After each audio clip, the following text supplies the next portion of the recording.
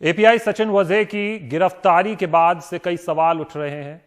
इनमें 4 सवाल प्रमुख हैं। किसके कहने पर काम करता था वजे? यह पहला सवाल है। दूसरा सवाल, परमबीर सिंह के आरोपों में कितनी सच्चाई है? तीसरा सवाल, क्या एपीआई सीधा राज्य के गृह मंत्री को रिपोर्ट करता था, यानी सचिन वजे?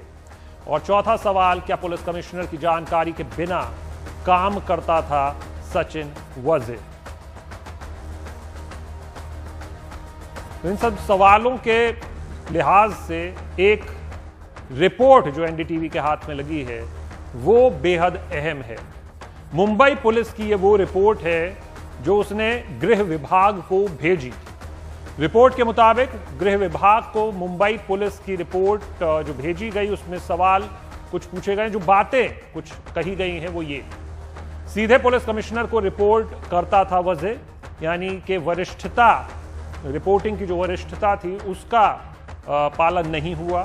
क्राइम ब्रांच के किसी बड़े अफसर को रिपोर्ट नहीं करता था। वजह को लेकर 5 पन्ने की यह रिपोर्ट है, नियुक्ति से लेकर 9 महीने तक की यह पूरी जानकारी है। हमारे साथ ज्यादा जानकारी के साथ हमारे सहयोगी सुनील सिंह जुड़ रहे हैं। सुनील, 2 बातें अगर आप बता सके इसमें। पहला कि ये रिपोर्ट अभी हाथ में लगी है, क्या ये रिपोर्ट परमबीर सिंह को उनका पद से हटाने के बाद यह रिपोर्ट बनी है या उससे पहले ही सौंप दी गई थी गृह विभाग को?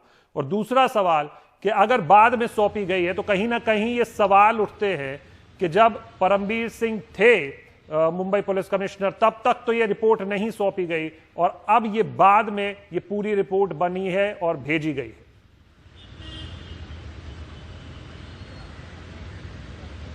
शशांक, देखिए, जो आपका पहला सवाल है कि ये रिपोर्ट कब बनाई गई, तो ये रिपोर्ट 30 मार्च को गृह विभाग को सौंपी गई है मुंबई पुलिस की तरफ से, जबकि परमबीर सिंह का तबादला 17 मार्च को कर दिया गया था, यानी उनके तबादले के बाद ये रिपोर्ट बनाई गई। दरअसल 18 मार्च को जब गृहमंत्री का बयान आया और उसके बाद सनसनीखेज एक खुलासा करते हुए एक आरोप लगा दिया परमबीर सिंह ने गृहमंत्री अनिल देशमुख पर कि वो सचिन वजे के जरिए सीधे 100 करोड़ की वसूली का टारगेट दे रहे थे। इसी जानकारी के बाद तब जाके गृह विभाग ने मुंबई पुलिस से रिपोर्ट मंगाई थी कि क्या सचिन वजे की नियुक्ति कैसे हुई, कौन उसके लिए जिम्मेदार था और क्या वो और अफसरों को रिपोर्ट किया करता था या सीधे परमबीर सिंह को किया करता था। तो उसी संदर्भ में ये सब जानकारियां हैं और जानकारियां बहुत ही अहम है, क्योंकि उसमें साफ साफ लिखा है कि तब के ज्वाइंट सीपी जो कि संतोष रस्तोगी थे, उन्होंने 8 जून 2020 को जब सचिन वजे को एलए में लाया गया था, नियुक्ति की गई थी, उसी दिन जो मीटिंग बैठी थी और फिर कहा गया कि क्राइम इंटेलिजेंस यूनिट में इंचार्ज बना दिया जाए, तब उन्होंने विरोध किया था। लेकिन 25 मई का एक आदेश था मुंबई पुलिस आयुक्त का कि कोई भी नियुक्ति के पहले उनकी सहमति जरूरी है। तो उन्होंने मुंबई पुलिस आयुक्त तब के परमबीर सिंह थे, उनके दबाव में आकर उस आदेश को साइन किया और सचिन वजे को क्रिमिनल इंटेलिजेंस यूनिट का प्रमुख बना दिया, जबकि वो एपीआई थे।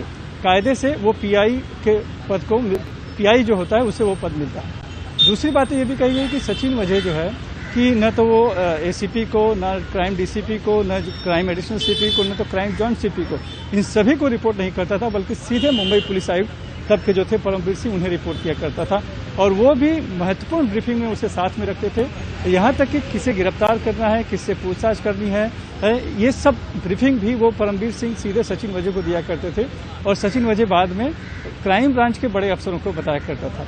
तो ये रिपोर्ट साफ साफ कहीं ना कहीं इशारा कर रही है कि जो सचिन वजे का जो लिंक था वो डायरेक्ट मुंबई पुलिस आयुक्त परमबीर सिंह से था और उसी के निर्देश पे, उन्हीं के निर्देश पे वो काम किया करता था। तब सवाल ऐसे में उठता है कि जो शख्स खुद परमबीर सिंह के खासम खास है, जिन्होंने उसे लाया, नियुक्ति करवाई, वो सीधे अनिल देशमुख उसको इस्तेमाल कैसे कर रहे थे?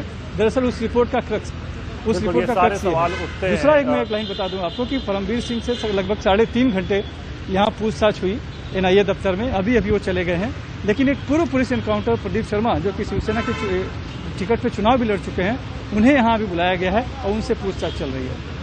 शुक्रिया सुनील इस पूरी जानकारी के लिए।